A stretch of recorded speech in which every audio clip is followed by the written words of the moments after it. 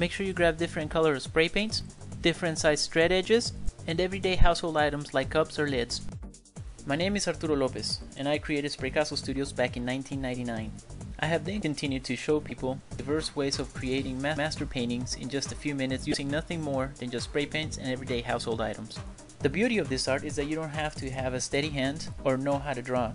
All it requires is a little bit of imagination and some dedication. So join us, and you too can become a SprayCasso master. I will walk you through diverse techniques of creating beginner level paintings, intermediate level paintings and techniques, advanced level paintings, and we'll take your skills even further to master level paintings. So if you guys are ready to embark into a new art adventure, then grab your spray paints and materials. Let's get started.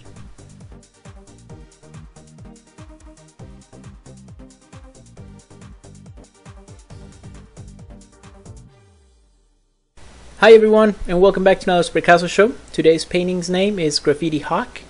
The artist is yours truly, and it is an advanced level tutorial. The reason it's advanced is because, once again, like the spray eagle or the American graffiti eagle that I did on the last tutorial, we use a foam brush to create this eagle. So let's begin. I created a background using just black. If you guys haven't seen how I do my graffiti style of birds, please look at my last tutorial, and in which we use right here this foam brush. So I went ahead and I kind of added a background of what I thought this hawk would look like. I'm going to use blue to create the hawk, so the feathers of it is going to be blue. Let's begin with the head. Very similar to the eagle, I begin with the head first. And I just use several different strokes. Here I'm going to create some of the feathers that are facing us. Alright, here we go. Now guys, I know I've told you guys many times not to use the foam brush for creating tree life, plant life, but for something like this it does come in very useful. In fact, I use it a lot for creating the effect of fur or hair when I do portraits. And I do portraits of people very similar to this right here that I'm doing with this eagle. Alright, so let's create the pattern of the feathers. Now I am doing this by just kind of imagination. You know, at the time I don't really have anything in mind. I have an idea of what I want the eagle to look like. But you know, guys, if you guys have been painting with me for as long as I've been painting, you can always start with the idea of what you want the painting to look like, but it will hardly ever come out the way you want it to look like. It's kind of like it takes a shape of its own, life of its own, if you may. Alright, so let's continue. I'm just adding different patterns here. If you guys like these techniques that I'm doing here, with the whole graffiti stuff, or style, you know, with the streaks running down, I have been thinking about doing a phoenix. So if that would be something that you guys would want to watch, you know, let me know. You can post it on the comments below, or if you're on my Facebook, you know, drop me a line. Okay, here we go, just creating the tail feathers down below. And the way I did the background, guys, the black, it was just done with a regular spray can. And then I tilt it up so that it starts to run, and then I waited a while for it to dry. It's very important that you wait for it to dry to the touch. I can't tell you a specific time, because depending on where you're at on the States or wherever you're at in the world, it may take you a little bit longer or shorter. So you know, I can't really give you a time estimate, guys. Just wait till it's dry to the touch. One thing that somebody brought up in my my other tutorial is that they had done where they added the background first and they waited a few days before they started putting the paints on top. Guys, I should have warned you about that. Don't wait days before you begin putting more paint or fresh paint on the background paint, because then you're gonna have a small chemical reaction. Nothing dangerous, but the paint itself will start to wrinkle or bubble. So make sure you don't wait days either. Alright, so spray it, wait for it to dry. It may take up to a day. In my case, it takes about 6 hours. Once it's dry to the touch, then I begin adding the other layers, the feathers in this case. fight. But see, I've done that mistake before too, guys, where I wait too long, or I finish a painting and then later on I say, oh, you know what would look nice? A tree right here in the middle of it. And once I start pouring it using the SprayCasso funnel, it'll the painting itself will start to wrinkle, and it just, you know, I've ruined a couple paintings doing that. So just so you guys know, yes, make sure it's dry to the touch. Once your painting has been done for over a day, you don't want to add any more layers, guys. Alright, let's continue with our eagle here. As you guys notice, I'm just adding blue and white. I wanted to do something a little different. I know my my eagle, the last tutorial that I created, it was very realistic. Well, it was more realistic than this. I went out of my way to make sure it wasn't completely realistic, so I added a lot of colors. And this one, kind of like the eagle, it's semi-realistic, except, you know, of course, none of us have ever seen a blue hawk before, so, you know, how realistic can you get? So I'm just adding blue and white. Now, in this case, it's just blue, so it's going to be darker than before. And I'm counting on that. If you want to create a light blue, you just add white. Alright, we're going to continue doing this throughout the eagle. Now, I spent a little more time on this eagle because actually this is where I burnt most of my video. So I couldn't give you guys the other video of the eagle where it was more realistic. But I did spend quite a bit of time on this one, showing you all the strokes that I did and how I went out, you know, about doing this. I know on the last one, on the eagle, I kind of skipped through a lot. Sorry guys, I didn't have much video. So anyways, that with this one we can show you a little bit more of the steps that I do to create something, you know, something like this. Now we're gonna go back after this, and if you guys remember my last tutorial on the eagle, I used the SprayCasso funnel to create the effect of spray splattering. That's what I call it. It made it look like the eagle every time it was opening its wings, you know, this paint would splatter in the background. So we're gonna do that to this one as well. And I got some very creative, very interesting emails. I love you guys' emails, so please don't stop. You know, I do read them. Sorry for sometimes I don't have enough time to get back to them or reply to you as often as I should. One of them was, how did you get your name? How did you sign your name? Well, in an instance like this, I would use, there are Sharpies that come in metallic colors, so you can get them in gold or you can get them in silver. That's what I use to paint on this one. Otherwise, guys, you can use a SprayCasso tool or any type of sharp tool and just kind of scratch your name off.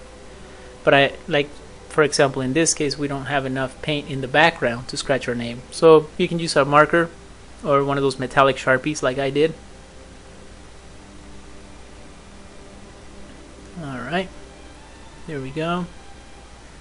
Now you're gonna want to add some highlights. Now I don't know if you guys notice here, but I added a little bit of black to the blue, and that's gonna give me a darker blue. So I'm gonna use that darker blue to resemble some of these feathers that are underneath everything, that aren't getting as much light. It'll give us some really nice shadows as well. See, I'm mixing the black into the blue, so that alone will give us a darker blue. Another question that I often get is, well, how many colors of blue do you get? You know, where can we get them from? And I just get one color, and that's blue, just regular blue. And then if I need to lighten it up, I add white. If I need to darken it up, I use black. If you have access to a lot of different colors, oh, by all means, you know, knock yourself out. In Carlsbad, we don't really have a lot of colors to choose from, and so at first there was a time when we did, but I don't know. I always found it a challenge of making my own highlights, my own different shades of blue and blacks and greens, and you know. So I started experimenting. It paid off because eventually we didn't get any more spray paints in this town, so you know, it worked for my advantage. As for the spraycasso paints, well guys, I had to put those in back order. You know, it's very expensive coming up with your own line of spray paints, so they're definitely worth it. I mean, I did spend a lot of time modifying the formula and working with the manufacturers to, you know, come up with the perfect mix, but it's a little expensive. We're gonna wait on that for a little bit. Don't give up on me. I did get a batch, but man, as soon as I got it in, it was gone. It was out the shelves. Alright, so now we're on the phase where we're going to use the spraycasso funnel and a little bit of blue, and we're going to create that splattering that we saw in the last tutorial. And you can use different colors. Here, since mostly the color that's most prominent in our painting is blue, I'm using blue. Okay, just creating different splatters. It really gives it the effect that the eagle, you know, it's flapping its wings and it's splattering paint everywhere. And talking about that, my studio, man, using this technique is very messy, so I recommend if you guys do this, do it outside, or if you're gonna do it inside, you know, protect the walls. My walls got paint everywhere. Now I myself wear a protective clothing. It's usually I call it the spraycasso suit, right? So it's some overalls. If you guys don't want to get this on your clothes, you know, I highly recommend you get some overalls, because as you can see, you know, every time I was splattering, it was going towards me. Take a look at that. It's coming out. I really enjoyed this technique. If you guys have any questions or comments, you know, let me know. Here's the Sharpie I was telling you about, and this is gold. This is a gold metallic Sharpie. Spraycasso. And we're in 2012. You can buy these Sharpies. I think I got mine at Hobby Lobby, so you might want to look at arts and crafts stores, you know, places like that. Now, this could be a semi-finished painting. You can stop right here, most definitely, if you want to. In my case, if you guys remember the beginning, I decided to add more to it. So I really wanted to put a spray can in here somewhere, and you know, the more I looked at it, the more I thought, and I said, you know what, yeah, that's what I'm gonna do. I'm gonna add a spray can. So, you know, to add a spray can, you obviously need to have some talents that it's holding on to. So here I'm gonna create the effect of its gloss. Just gonna add a little dark blue and dark blue over here as well.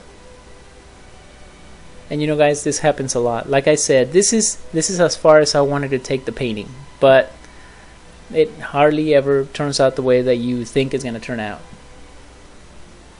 So, okay, so using some blue, and I want to really mix this in, so don't forget that I also add some light blue on top of it. So to create the light blue, you can put a little bit of blue on the side with some white, mix it together. You may have to have several different sponge brushes, because you don't want to contaminate your colors as much. Alright, I'm going to use a little bit of yellow and my foam brush. And you know what, I've also used the spraycasso tool for details like this. And there you go, spraycasso tool. And all I'm doing is I spread a little bit of yellow off on the side, and with the tool I dab it into it, and then I place it on the painting, just like that.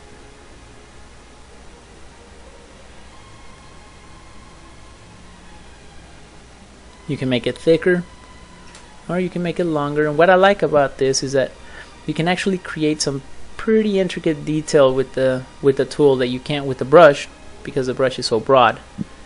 So, you know, I'm gonna create the little claws.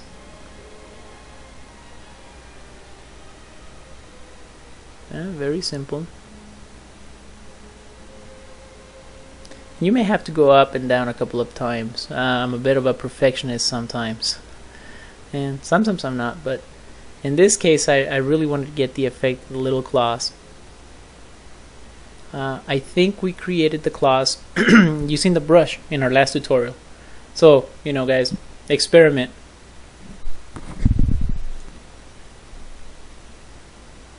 Alright. And this may take a couple of tries. This is where I want my can to go. And to create the can, I'm gonna mostly use the foam brush. Alright. Create 3 little claws here.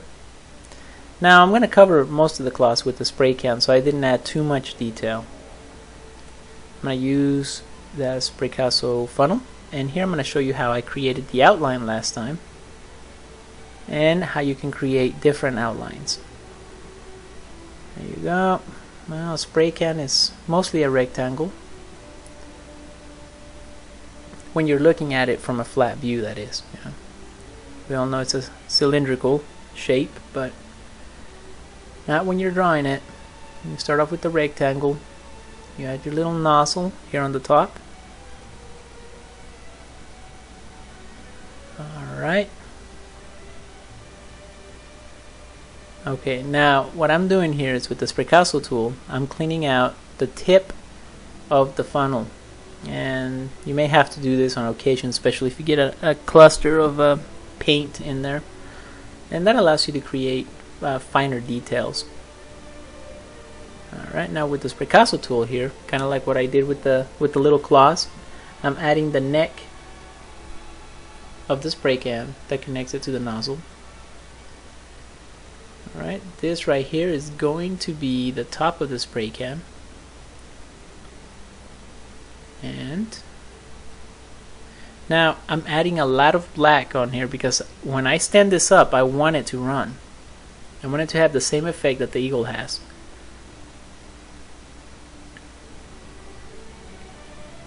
And here we go, and there you go. So it's starting to run, and I'm helping it, kind of directing the way the drops go.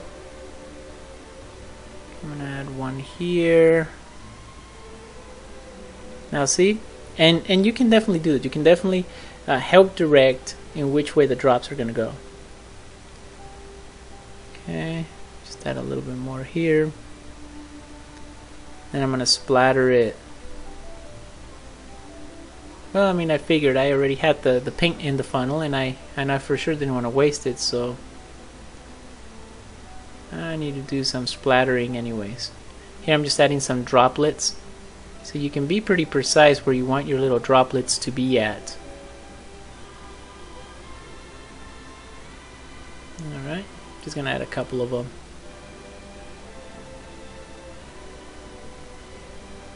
So, I mean, this obviously shows you that you can do random, or you can do pretty precise placement of your drops. Okay, stand it up a little bit more. Okay, at this point I'm making sure that most of the paint that's going to run, for it to go ahead and run. This way, this black layer, which is going to be my spray can, is going to be easier to dry. The thicker the paint, the longer it's going to take. And so, I don't know about you guys, but I'm a bit of a impatient person. I like to get things done quickly and then, you know, move on.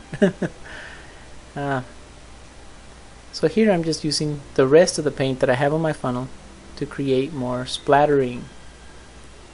But see, I mean, do you guys see what I mean? That you can be very precise to where you want to place it, to just random. Personally, I like the random look better. But I thought I'd experiment a little bit. Okay, just placing this in different areas.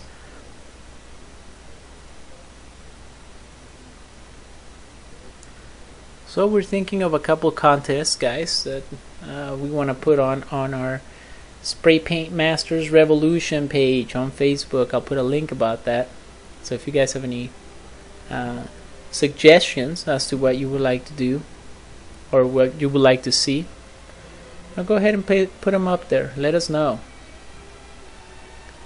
We have several things coming up. One of the biggest things that I've actually had several emails about was this whole December 21st, 2012 and so based on that theme, they wanted to see more Mayan type of paintings. I got the suggestion that it should be in an advanced level type of contest. So I don't know, I'm putting it out there. I really haven't talked it over with the crew yet, but what would you think about something like that? Some Mayan style paintings, advanced level, spray painters contest, and as always we'll do some clothing and some ribbons, gallery ribbons. I don't know if you have any other suggestions. Let me know. Here with the sea sponge, not the sea sponge, with the foam brush, I'm adding white. Now see guys, my impatience, I didn't wait till this was completely dry, so you still see a little bit of that white mixing with the black, which will give you that gray effect. That's why it's very important to wait while, before you add any other layers on top of it. In this case it wasn't too bad. I can't remember, I couldn't tell you how long I waited. I really don't remember, but I figured, you know what, I'm just gonna keep adding white until it overpowers the bottom layer, and that's what I did. Just kept adding white. Yep, just like that. So see, that's basically all I did to create the star in the middle, which is the logo of my brand of spray paint. I did the same thing. I used the little not sea foam. I keep wanting to call it sea foam. The foam brush tip, and created a star. Added different colors to it, and it looks something like that. Alright crew, well, this concludes our tutorial for this week. I hope you guys are enjoying it. It was a lot of fun creating it, and I definitely want to hear your comments, questions. Let me know. Until next time crew, keep those cans shaking.